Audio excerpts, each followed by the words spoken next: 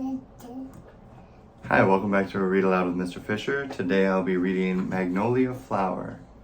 It's a short story by Zora Neal Hurston, and it was adapted by Ibram X. Kendi and illustrated by Loveis. I hope you enjoy.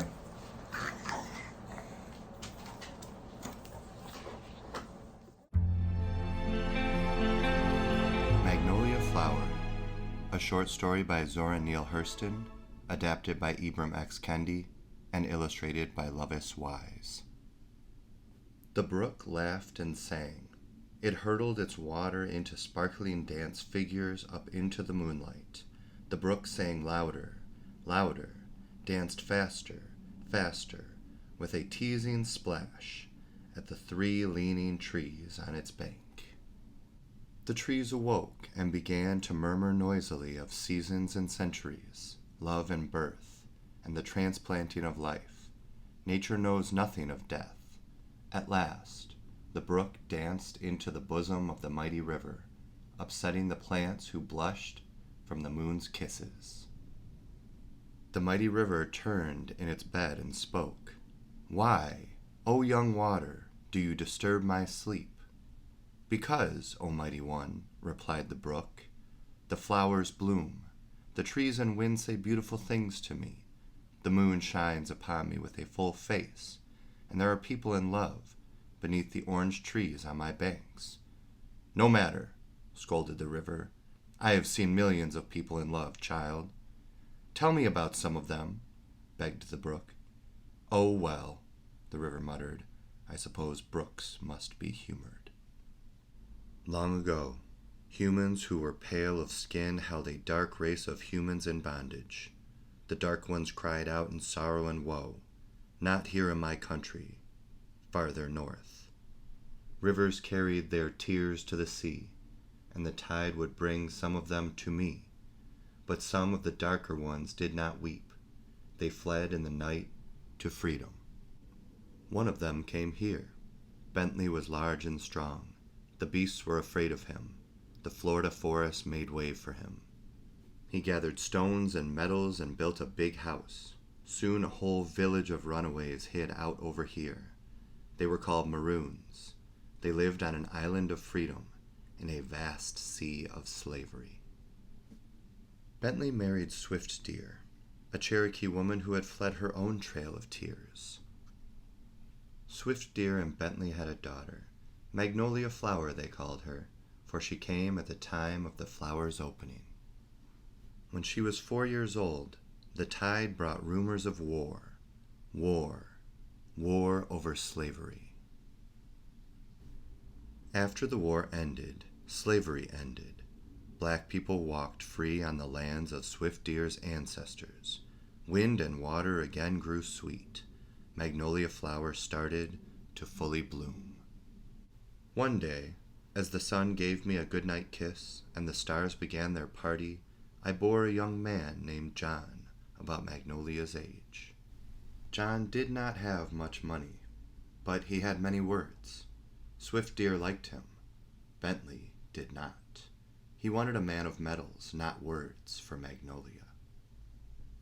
Before 2 weeks had passed, John had taught Magnolia to read strange marvels with her dark eyes, and she had taught John to sing with his. Oh, how words love! Love knows nothing of death. Soon Bentley had had enough of their love. He locked John in a room, in the house. All stayed away. All feared Bentley. Not Magnolia. As her father slept, she went and freed John. 1 minute more and they flowed down the path to the 3 leaning trees, into the boat, away northward. This all happened more than 40 years ago, as humans reckon time, River said. Magnolia Flower has passed from the hearts of people who knew her. Bentley and Swift Deer died. Freedom for black and native people died too. The tide brought all their tears to me, and their joy, and their love. Their love is mighty, and ever-flowing like me. The brook had listened, thrilled to its very bottom at times. The river spoke calmly on, flowing under the moon as it moved to the sea. An old couple picked their way down to the water's edge. "It's been 47 years, John," Magnolia said sweetly. "Do you think we can find the place?" "Why, yes, Magnolia, my flower, unless they have cut down our trees. But if they are standing, we'll know 'em." "There they are," Magnolia pointed. They hugged the trunks of the 3 leaning trees, then hugged each other and sat down shyly upon the heaped-up roots. "John, listen. Did you ever hear a river make such a sound?" Magnolia whispered. "Why, it seems almost as if it were talking." "Maybe it's welcoming us back," John said. "Maybe," Magnolia beamed. "I always felt that the river knew all about you and me."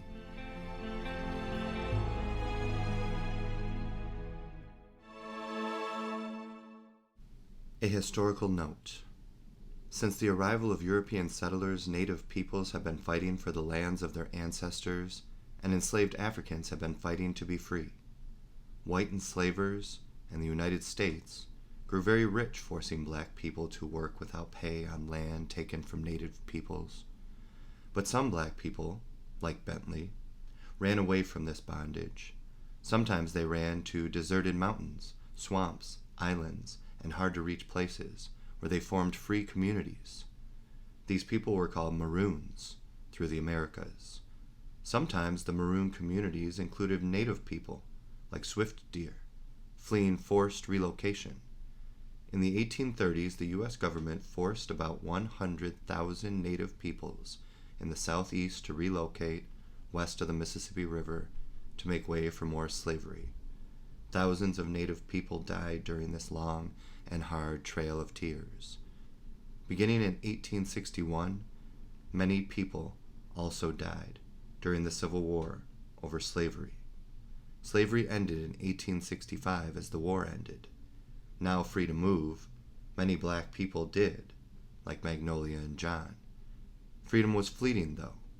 But where there is oppression, there is resistance. Where there is resistance, there is love. Through it all, love remained. Love stories remained, like Magnolia flower.